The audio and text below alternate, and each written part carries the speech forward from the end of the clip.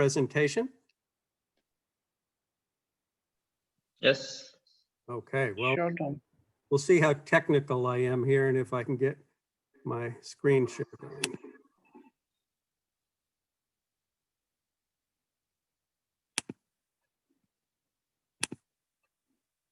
Message from Costa, we have 45 minutes. Okay, now how do I do this? There. All right, is that working now? Can everybody see my screen okay? Yes. Yes, yes. Yeah. Okay, so we're going to go over some fundraising basics today. I'm not sure what your questions and interests are specifically, but I'll go through this briefly, and then we'll have lots of time, I hope, to share and discuss your interests and also your own experiences. So what I think they wanted us to talk about is different ways for you guys to be able to pay for your pause activities. As you see, I have down here a bit of a disclaimer. My name is Tom. I'm a snow leopard expert, and it does not say that I'm a fundraising expert. So I was a little shocked when they actually asked me to lead this session. But I guess with nearly 30 years of experience in snow leopard work, I've had to write an awful lot of grants. I have also been in charge of 2 different major grant programs that were focused on snow leopards. And I've served on the grant review committees for a number of other granting organizations. So I do have a fair bit of experience, but I'm by no means an expert. So I just hope I can help answer some of your questions today. Why am I not getting my next slide?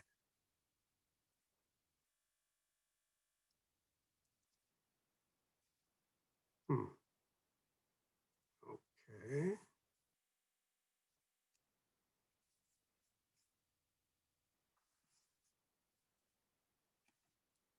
Oh, there we go.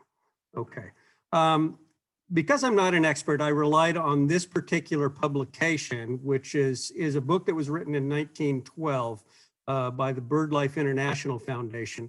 It has some excellent information that all of you might want to look at. It can be found at this website down below. Don't copy that down. You'll all be able to get a copy of this presentation for yourself, so you'll be able to go there. But a lot of what I'm going to present today has come from this particular book. So where do you start when you really want to get fundraising going for your particular projects? Well, you might think of the different types of donors that are out there and how you're going to approach different ones and which one is right for you. We can really break donor organizations down into a number of different types. There's governmental donors, and these are the very large bilateral ones, meaning 2 entities within it. The Darwin Initiative, for example, is the British government along with the Darwin Group.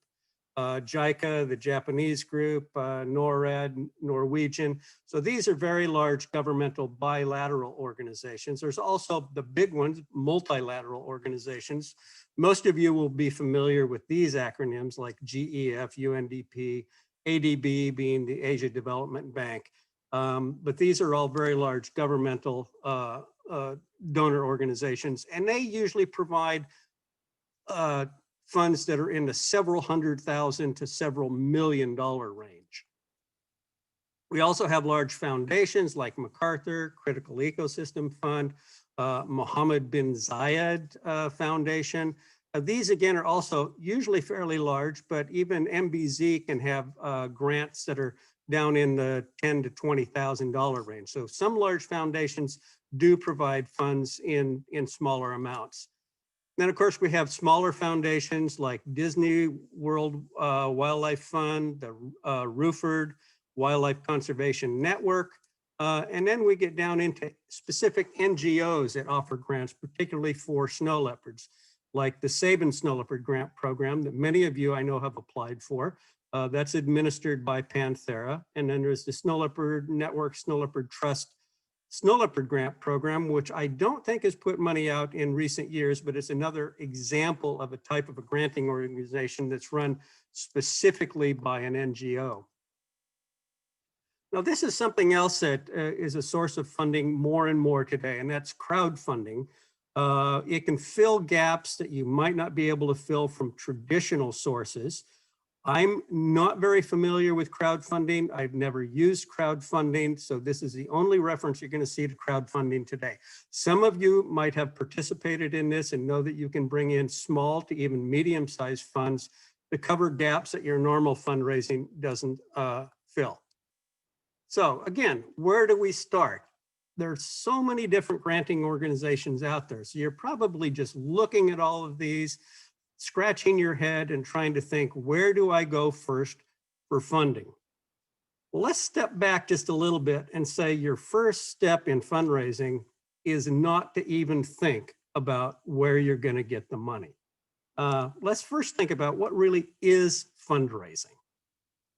Well, fundraising isn't just about asking for money. It's about selling an idea. And in our case, the idea that we're selling is a project. So your project has to be really well developed, because basically fundraising becomes a partnership between a donor entity and a recipient, which hopefully is you. Sometimes you might feel bad about going to a donor and asking for money. Well, you shouldn't, because a donor agency is established for one reason: give money away. So if you provide them with a good project to fund, you're actually helping them meet their goals and objectives. But to do that, you really have to have a well-tailored project at the very outset. So what is a project? Well, a project in our case is just a bunch of activities that we're going to do that seeks to get to a certain set of results. And we have a certain amount of resources, both funding and personnel and equipment, that we need to achieve those and meet the objectives within a certain time period. So that's the basics of project planning. Anytime you're working on a project plan, which again is critical to ensuring that you're going to get your grants, a good project plan is going to ensure that you identify and engage with all of the different stakeholders that might be important to your project. It will allow you, most importantly, to assess the current situation, which is your problem identification. Now, in the case of pause, I would think that problem identification probably is, we don't know how many snow leopards there are. So that is the basic problem pause is addressing. You also then can set realistic objectives to get to the desired situation, which in your case, again, with pause, is going to be knowing how many snow leopards there are and realistically setting that to a scale that you are able to meet. So you're not going to say, well, I want to find out how many snow leopards there are across snow leopard range. When you're working on your project plan, you're thinking about what is the discrete area that I can really work to help resolve the question around how many snow leopards there are. And it might be how many are in the Great Gobi National Park. It might be how many are in the Western Tian Shan or the Central Tian Shan of Kyrgyzstan. So those are the type of objectives you want to set. Budgets are a really important part of this, and they need to be realistic. And as somebody who has reviewed an awful lot of grants, I can tell you, when I review them, budgets are where people often get tripped up. By realistic, I know everybody that writes a grant says, I'd really like to have a computer. I'd like to have a personal camera to document the project. You might write in how much it's going to cost for food and for transportation. And you got to remember that people like me that have been in the field for a long time, we know what those kind of things cost. So be really careful when you're developing budgets, because usually you're not going to get things past a reviewer that you don't really need. And anything that's in your budget, you better be able to justify how that item is going to help you reach the stated objective.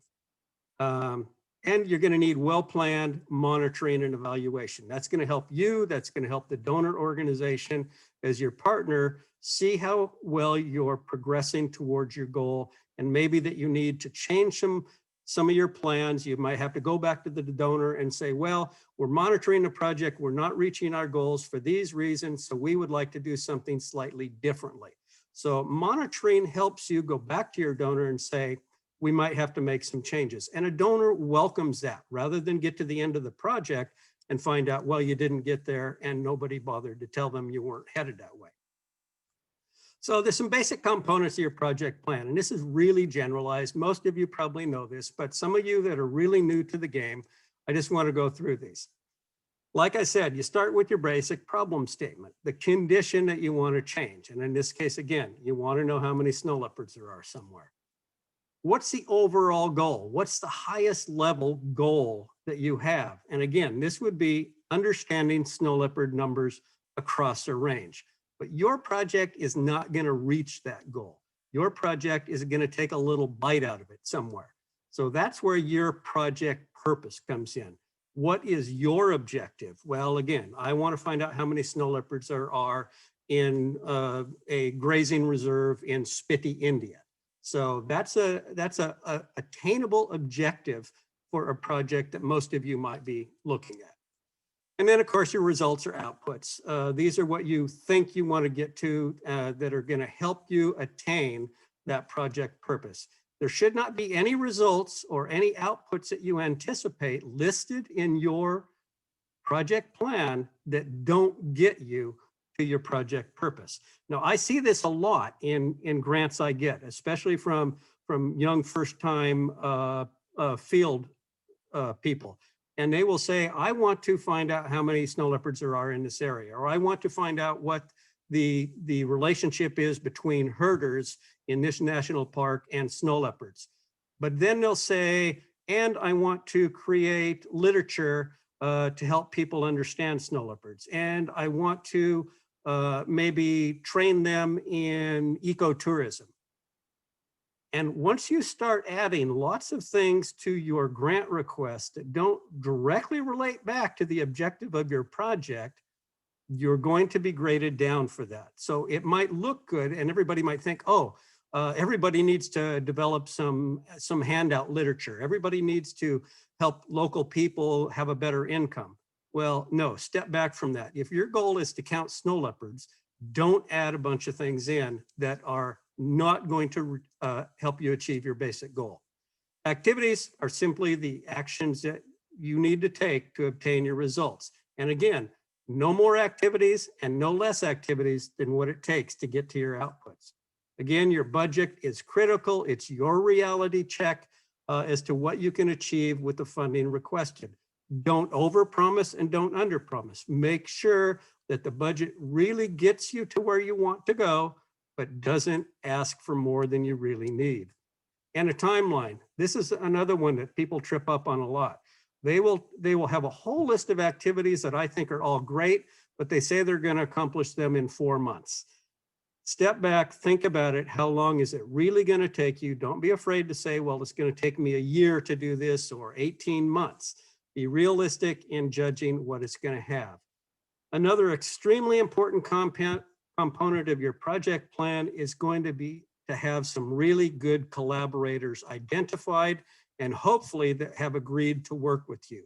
This can be anywhere from other experts, other NGOs, and especially government entities. Now, a lot of you might be writing a proposal to do snow leopard surveys in a national park or a preserve. What I want to see as a grant reviewer is that you have permission to do that. Snow leopards live in some of the most remote areas, often along borders that are off limits or have restricted access. So one of the first questions I'm going to ask when I review your grant is, can you really go to that place? Do you have the permission of the government? And more importantly, what I want to see is a letter from that government or from the reserve that says, not only will we let them in, we really support this work, it's needed. So think about your collaborators early on before you ever write a grant. Now, logical frameworks. Some of you have probably heard about these, and if you have, you probably don't like them. I actually don't like them at all. But in reality, they are going to be extremely valuable as you try to design a project that's going to get funded. Now, you might not want to dive into an actual log frame, as they're called, before you get to the point of starting to write a grant, because a lot of grant organizations might not require that you do a log frame, but more and more they are required. So, but it's a really helpful tool for you to be able to think through your project definition. So if you look up here, it just gives you your project title, your project goal, and the stated purpose. Now, we've already gone over those three things. So those come from your early parts of your planning. But then you have to add some more of these things here. So objectively verifiable indicators, big words. All that means are the measures, both quantitative and qualitative, that tell us if you're meeting your goals. And then what are the sources of information for you to be able to verify? What are those indicators? Well, they can be anything from documents, reports, photographs, things from the field that actually show your donor that you're making progress towards the stated goals. Lastly, you want to do this early, and that's think about what the assumptions are. And these are factors that are outside of your control, but they're things that have to exist for you to be able to attain your goals. Now, that's a lot to cover real quickly. And again, I don't think log frame is the first thing you should do before you ever start writing a grant. But if you want to look at these, at least it helps you think through some of it. Now, I found this fun, at least I think it's fun, kind of an example of what a log frame might look like, so you can get a better idea of how it all fits. And this is Noah when he wants to build the ark. So narrative, what is his goal? Well, it's to ensure the long-term survival of all the animals on Earth. Well, but his purpose is to make sure they all survive the flood. And here are his outputs, build the ark. Oh, I've lost my pointer. And these are the different types of targets. And these are the means of verification. So you can look at this for a second. Don't spend much time on it. It's a lot of words, but this will be in the presentation that you'll all get a copy of. So if you want to go back to it and help you try to sort through what a log frame actually looks like and how you fill those out, it'll be there for you. All right, so now that you've actually done all that, thought through your project, designed it well, built your budget, now you got to go out and find a donor. So there's really 5 typical ways to find a donor. You can look at your organization's current and past donors. Now, most of you, it seems, work for an NGO or for government. So there might be a list of donors already available to you that you can take your particular project. There are directories that you can access online, that grant maker directories. I find these really cumbersome. They usually have thousands of different entries in it, and trying to wade through that and sort through that is rather difficult. So I don't use grant maker directories a lot.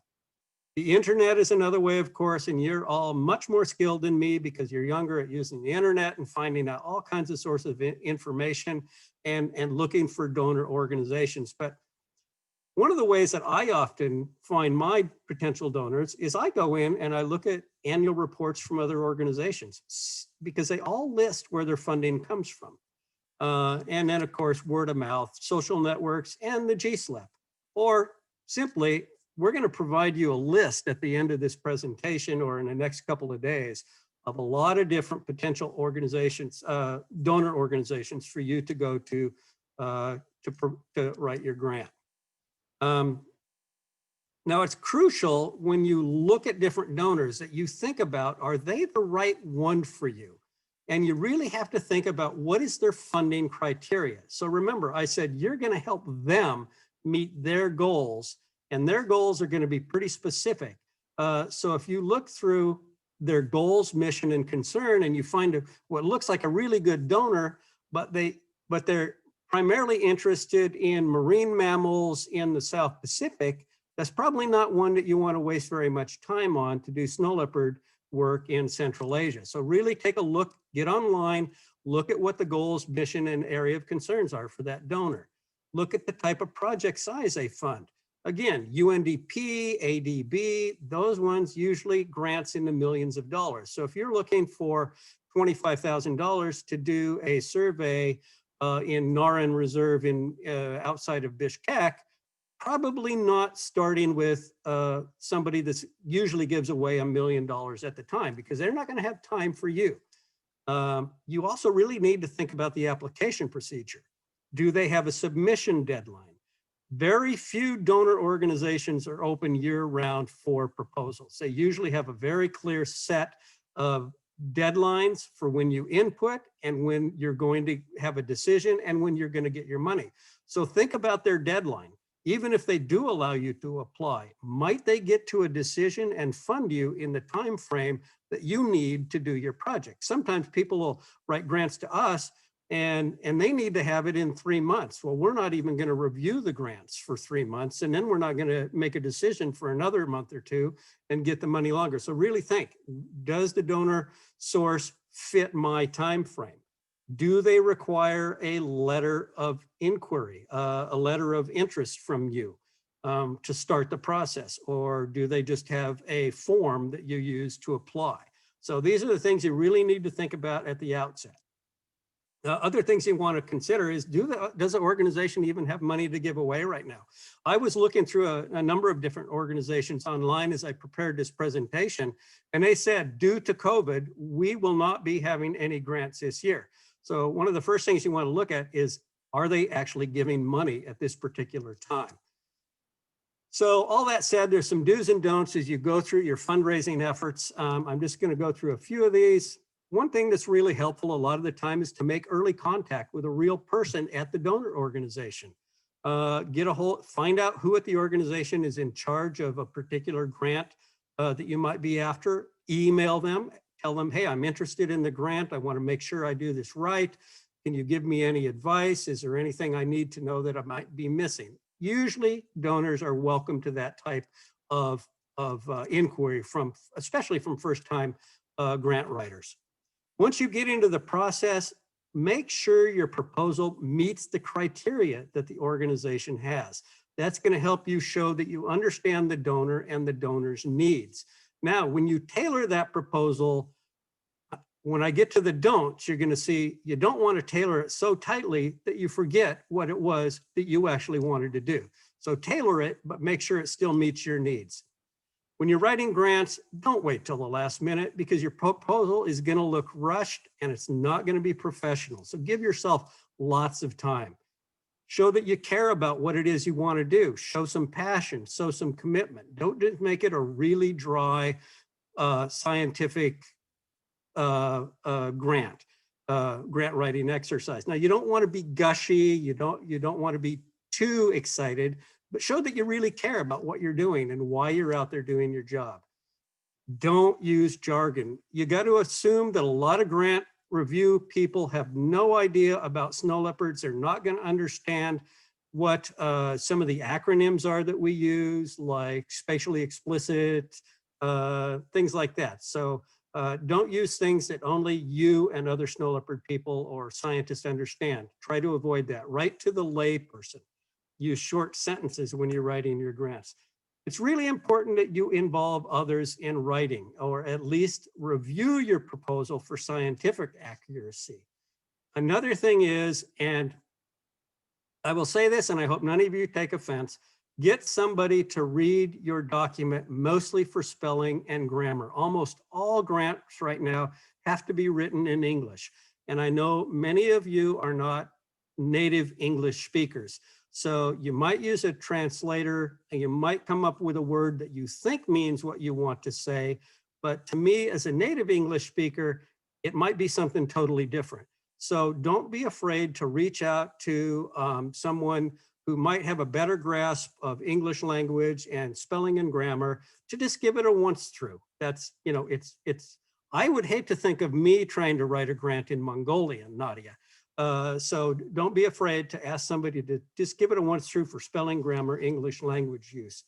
And make sure when you're doing your grants that you have those support letters and needed permits ready to include.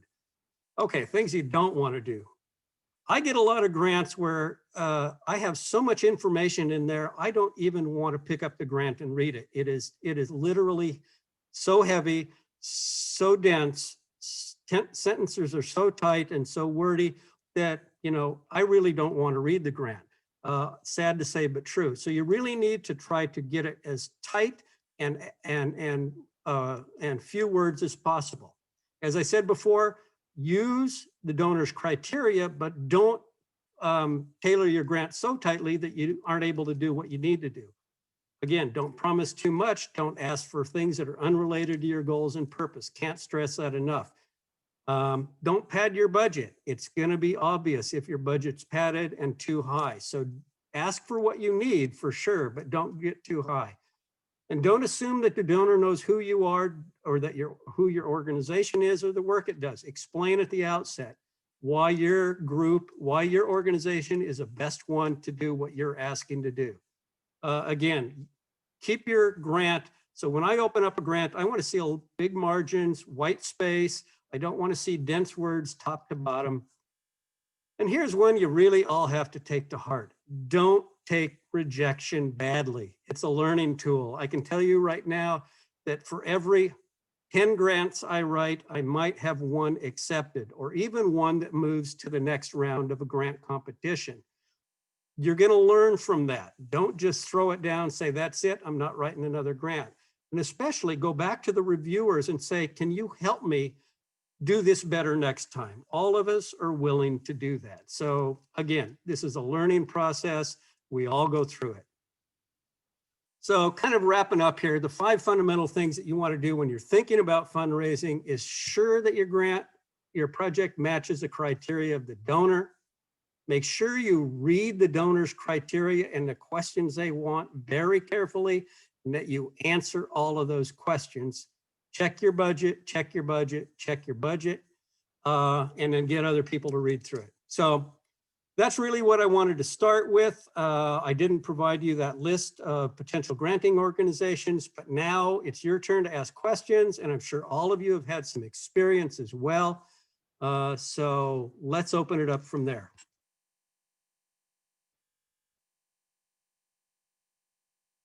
Anybody? Questions, ideas, experiences you've had? Thanks for the great session, Tom. It was really interesting. I mean, I came in halfway, but it was fascinating. I think Ulukbek has some questions. I see he's unmuted.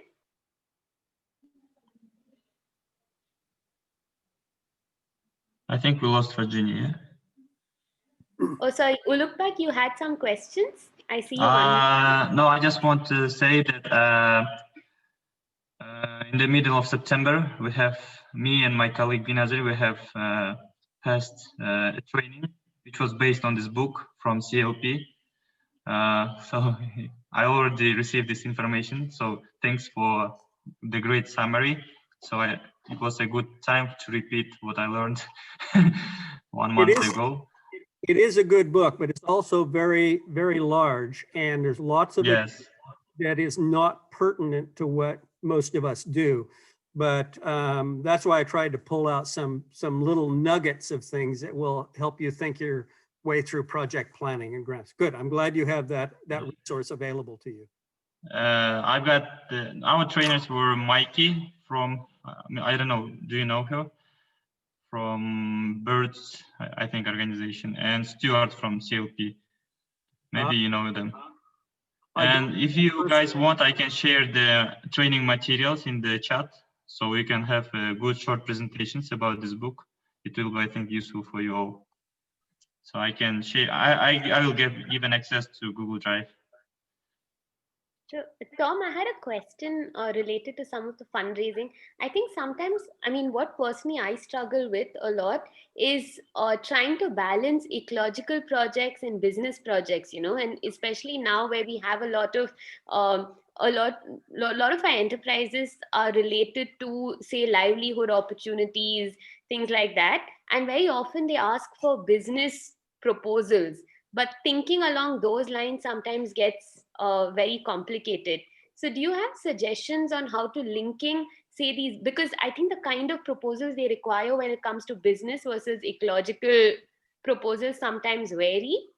So do you have any suggestions to linking these two, and, you know, how do we focus on the ecological aspect without taking away from the business aspect of things? Boy, I'd have to think about, think about that a little bit, because I haven't run into that too often. Yeah, I don't have anything specific. I guess it would come back to one of the points I made, which is sharing your proposal with somebody else that has expertise that you don't have, and bringing them in at a fairly early stage. And I think maybe if you're trying to do a proposal that's geared more for a business type application, that you get somebody that has that kind of experience rather than just trying to guess what might be required. That's what I would do myself. But I haven't had enough experience in that and run into that enough to be able to give you any specifics, Ranjini. Okay, thanks, Tom. That's been Asking for assistance is never something you should hesitate. You know, I'm always a little pleased when somebody comes to me and said, well, I don't know about this particular thing. Could you coach me a little bit through this aspect of my grant? And I think a business person or somebody, at least in the conservation world, that's done more of these business style grants would probably feel a little bit of pride if you came to them as well. So I don't hesitate in those situations. Thanks, Tom. That's been really helpful. Because I think recently we got one of our proposals. They were like, it was supposed to be for a livelihood initiative, and we had very little on the business side. So they were like, you know, you need numbers. So even just understanding that was a bit complicated. But thanks for your response. Yeah. I have a question. To reach out. Can I ask, Tom? Yeah, looks like.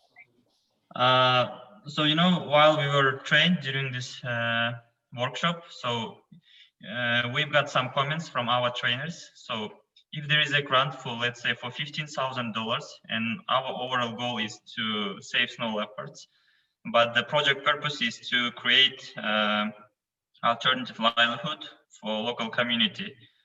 And there was a problem to describe our conservation evidence. So how we can really affect with this little sum for the conservation world. So can you advise what should we write in this? Let's say the project about beekeeping, and we are applying for the project with $15,000. So how can we provide conservation evidence?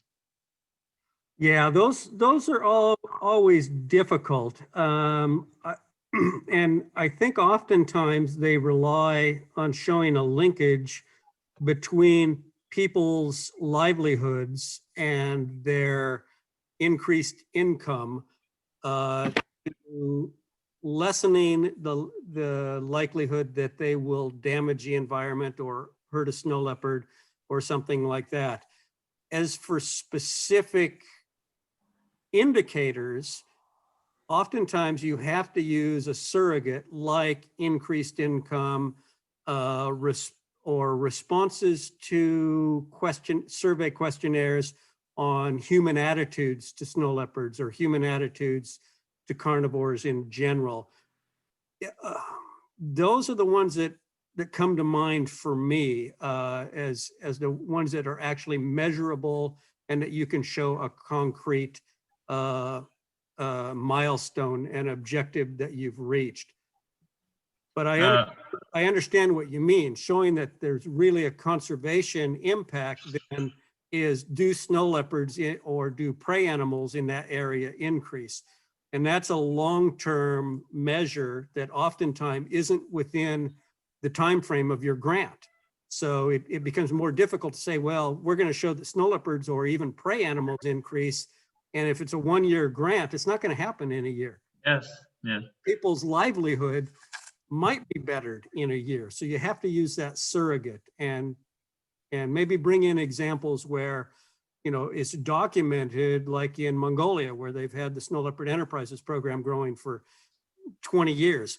And they can show that snow leopards have not been killed in areas where these incentives to increase people's income have taken place. So you can say it worked there, it should work here. I can measure the economic impact. The other one is a longer time frame. I can't get there. And most funding agencies will understand that, I hope.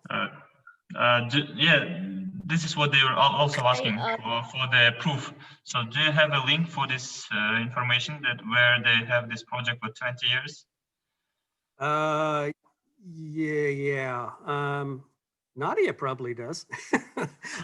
Yeah, I can provide that. I would just go to the Snow Leopard Trust website because they're the ones that have run this project for that long, and they've done a lot of reviews of that. There's have any of you seen the 2016 Snow Leopard book that we did? It's just called Snow Leopards. It was a large book published 5 years ago now, 4 years ago now, and it's got case studies of every one of these conservation programs and documents their effectiveness. So that might be a good place to start. Because I we love also were, this term. Sorry. because we also were indicating that our indicators will be like their livelihood baseline. Like this year, before they were earning this amount of money, and by the end of this year of the project, they will earn, I don't know, like for 20% more. Yeah. And also we are indicating that we will establish this tourism or eco guideline with local community, let's say with 10 families who will be funded with this grant money, that they will commit that they won't hunt or do anything illegal toward the environment. But our trainers say still that this is not really strong proof. This is not enough. Yeah. Yeah, it's hard. And those are the best answers we have. You know, in ecological studies, there's just only so much proof that we can provide, especially over short terms. So, let me. Ajay has a question, Tom. He Yes, says, in the perspective of pause, what do you feel is a better strategy, going to a single large donor or many small donors? One may be more efficient while the other may be more suitable for an objective like pause. That's a really good question. And I guess it also applies to, hello? Yeah. Sorry, I think it was frozen. And it also applies to larger, applies to other grants that, you know, need a lot of money. So do we go to a big donor or multiple small donors? Yes, I think, you know, one thing I realized I didn't have in my presentation is the value of being able to show co-funding.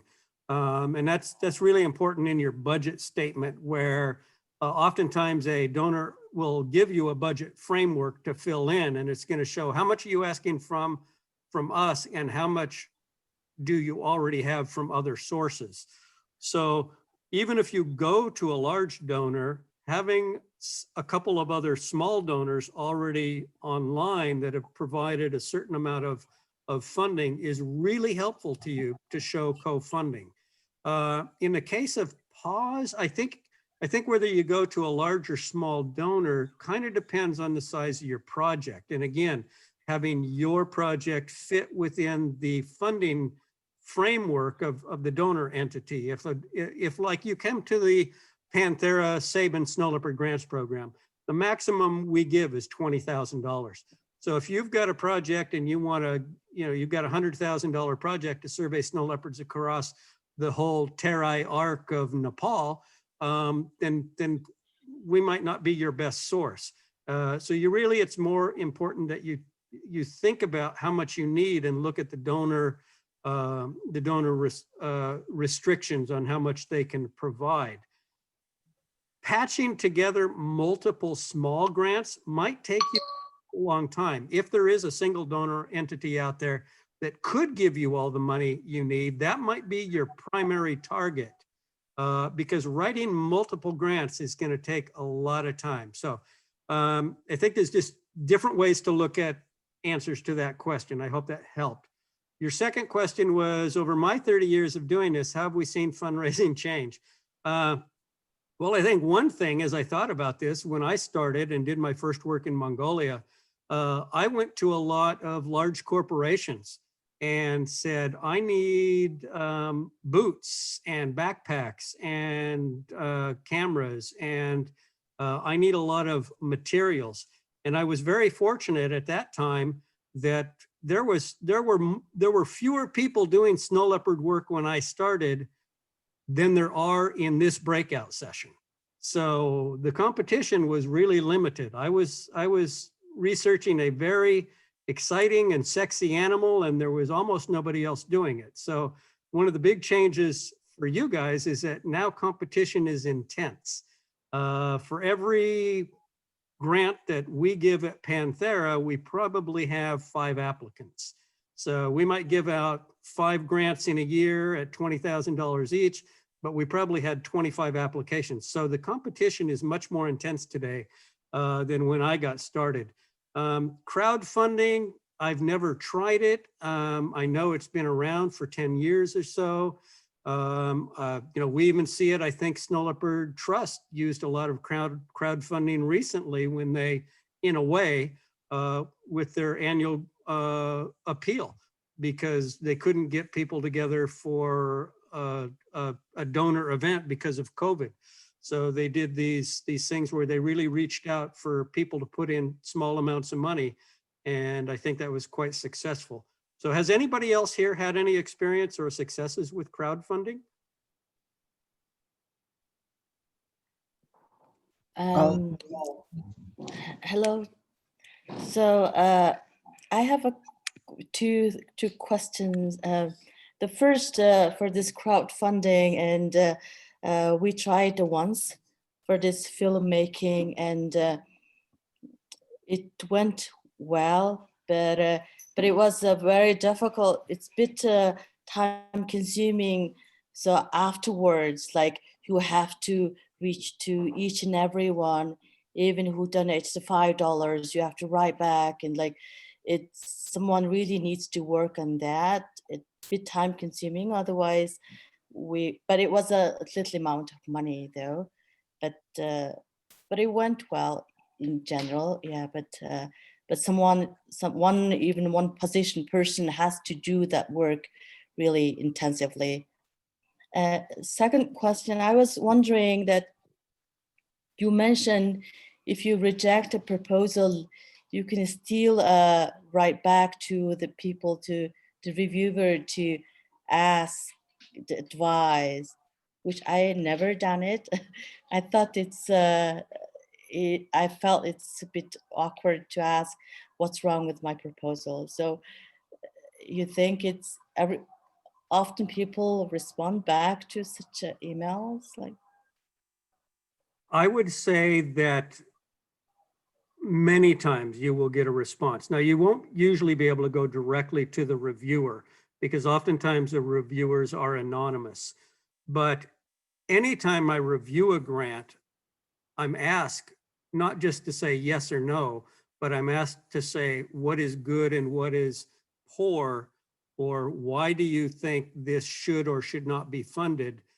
So almost anytime a review is done, the organization, the granting organization, is going to have all those reviews in hand, and they should be willing to share those with you. They'll use it to make their decision, and they might just tell you the decision. If they're a good granting organization, they're also already going to give those reviews to you. But no, I wouldn't hesitate to write to them and say, okay, well, I appreciate we didn't get the grant. Can you tell me what the reviewers thought were the weak points so I can do better next time? If you just say that, I would bet 90% of the time they're going to be more than happy to share that information with you. Thanks, Tom. That was really helpful. I found this question about crowdfunding really fascinating, because I think a lot of people are moving in that direction, now. But like Nadia was saying, it's a lot of effort actually, because it's not only effort after, but it's also effort before, like to be active on your social media handles, to raise, followers. So it's almost like the amount of effort, or even more effort, that is needed into actual grant applications goes into fundraising, and often for a lot less money. But then with money being less, sometimes crowdfunding seems seems a way, I don't know. Yeah, I mean, with crowdfunding, you need a lot of personalized effort, a lot of it, and some of it, like, you may not even like put into account while you are like drafting a proposal. So like something as simple as like being active on social media, like and like making people aware of this, and then getting them to actually contribute. So I mean, those are like small stuff that you might not even like what do you say, put into account while drafting. So it needs a lot of personalized effort. One thing that I noticed when I read a little bit more about crowdfunding is that it said it can fill gaps in funding that you might not have sources for otherwise. And I know a lot of the grant organizations have restrictions, and they say, we will not fund stipends. We will not fund attendance at professional meetings. We will not fund this or that. So maybe if you have much of your needs met through normal donor sources, that crowdfunding can be used for specific needs that might not otherwise be available to you. Just a thought, I don't know. Again, it's a lot of work, obviously. Thanks, Tom. In your experience, like what we found sometimes is raising money for projects is a little easier, but raising money for the institution sometimes is really hard, So in your experience, do you think crowdfunding might be a way for institutional support, or do you think where do you think one can look for institutional support?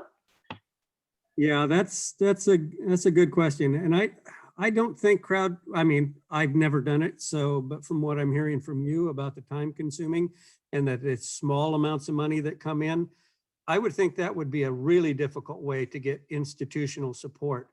One thing that donor organizations more and more are accepting is just the simple term overhead. Anytime we apply for a grant, for going out and doing work in Tajikistan, we include anywhere from 5 to 10% institutional overhead, and that covers my office. It covers the salary of the bookkeeper at Panthera in New York, things like that. So that's where we get more and more. That's where we're able to get a lot of institutional funding, is just by putting in a certain percent overhead. Now, some granting organizations will say, we will not allow overhead, but others have come to the conclusion that, hey, people like us are not operating by ourselves. We need institutional support. So think about that. If the organization, if the granting, if the donor entity allows overhead to be included, use it. Thanks, Tom. That's really helpful. Does anyone else have any questions or experiences they'd like to share? We have about... Ranjini, while people are thinking about that, I want to ask one technical question of you. When we pulled back to the other room, I've never recorded a Zoom session before. Is there anything I have to do to make sure I don't lose this? No, I think once you get pulled back into the other room, it just automatically, so once you close the session, it just automatically converts into getting saved on your computer. And then you could email me that later. Okay, all right, good, all right. People, I have to ask questions too, because technology is not my strong suit. I'd rather be out in the field. Sorry, we've also been having a lot of technological glitches today, Okay, even though we practiced. I didn't want to add to those by losing the recording. Did you have a question real quick, Ulubek? It looks like we're going to get drug away here soon. No, thanks. Thanks for your advices, and it would be great to get the link for that experience of Mongolia, about 20 years of enterprise. Okay, we'll make sure I send that to you. Thank you. Well, it's been a pleasure to meet all of you. I wish you luck in your fundraising efforts. It's one of the things that none of us got into this business to do. When we were going through university and thinking about being a wildlife biologist, we didn't really want to spend a lot of time fundraising, but somehow we have to pay for the work that we all want to do. So it's just something we have to learn as we go along. And like I said, don't be afraid of rejection. We've all been there. So good luck, everyone. Thank you for a wonderful session, Tom. And we're going to be if you could share your presentation with us as well. Later, we'd like to put it up on the Attendify platform along with this recording a little later, so it's accessible to people, you know, Certainly. for tips and learning material. But thank you so much for a wonderful session. I think we're almost going to be called back in. But I don't know if anyone else has anything to add or have any questions. Recently, me and my colleague Binazir, we have applied for our first grant. I don't know what we'll get, but and this week we are going to apply for the second grant in our life. So let's see how it will go. Did you have to do a log frame? Yes. Oh, aren't they horrible? Yes. But they really do make you think. And I got to tell you, we just did a log frame 2 weeks ago, and this was with several of my colleagues at Panthera, and for a big grant. And as we went through it, we realized we had made many mistakes. And so you have to think it carefully. We were using things that should have been an action, and we had them in a place that was results. So it's yes. so even after as many years as I've done this, we make mistakes. So yeah, but it helps you think through the process. It's sometimes very difficult to differentiate your action and your outcome. So sometimes your outcome sounds like an action, then you should change it. So exactly. Yeah. Nicely. You should have taught this session. You'd be good. And my log frame tree, my objective tree and problem solution tree, it looked like the tree which is like 200 years, very big. Oh, they're tricky. They're tricky, but you're learning. That's wonderful. You're way ahead of where I was at your age.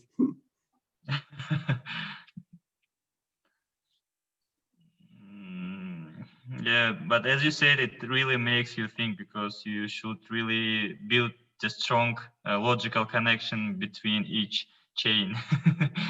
Yeah.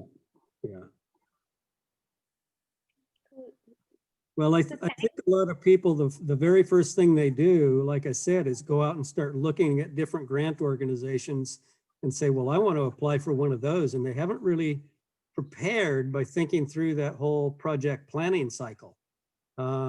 And once you get the grant application on your desk and you got 2 weeks to fill it out, then starting your project planning cycle, you're way behind. So I encourage people to really get a good idea of what it is you want to do and how you're going to reach your goals, like you've done, way ahead of ever even looking for a grant organization. That's like number 3. So. Yeah, actually, Tom, related to that, I had a question. What happens when you are unable to meet what you've planned for? You know, like, are you upfront about it to these granting agencies? When, for whatever reason, sometimes things go wrong, you're not able to meet what you've promised. So what was the question there? How do we tell the grant organization? Or yeah, how do we report that we haven't been able? Sometimes we're not able to meet our goals. You know, so how do we report we haven't done that? Some grants will have a mechanism that you can use to do that. We have a giant grant from Darwin, and there's a thing that we have to put in every once in a while that says we need to make a change, and then the change will say we can't reach this goal because some of our assumptions have changed. COVID came along, so we cannot go out and do this training in the field. So they'll have an actual form that you use to fill out and say, we need to change our outcomes, and here's the reasons why. Do you accept these changes? So some of it's formal. Other times, like if it was for Panthera, we don't have that formal mechanism. I would just want to receive an email from one of the people that we give a funding to and say, look, Tom, you know, we're not going to meet this goal, and here's the reasons we're not going to meet it, but we could do this instead. So oftentimes you just want to shift focus a little bit. where we say we want to build 30 predator-proof corrals in southern Tajikistan, but we can't get that many, but we could do this type of training instead, which we think will be useful. If you go to the donor organization, 90% of the time, they're going to say, great, go ahead and do it.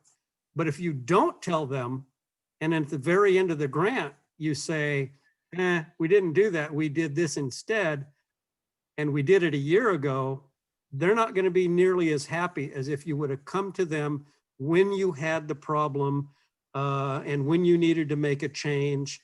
So do it early. Be honest with the granting organization. That's my best advice to you. Great, thanks, Tom. That was really helpful. I think we're gonna end most of the sessions now. Does anyone else have does anyone else have any last thoughts, sharings? Do you have anything else to add, Tom? I think we've covered it. During our training, our trainer said that make it difficult for donor to reject. Can you share, Tom, with your experience, how many grants you won during your life? Out of how many? Oh, yes. I would just be making wild guesses. So, Yes. maybe over 20 years, 2 grants a year, and probably wrote 5 grants a year. So maybe more, Good. maybe I wrote more than that and only did 1 grant. Then good statistics.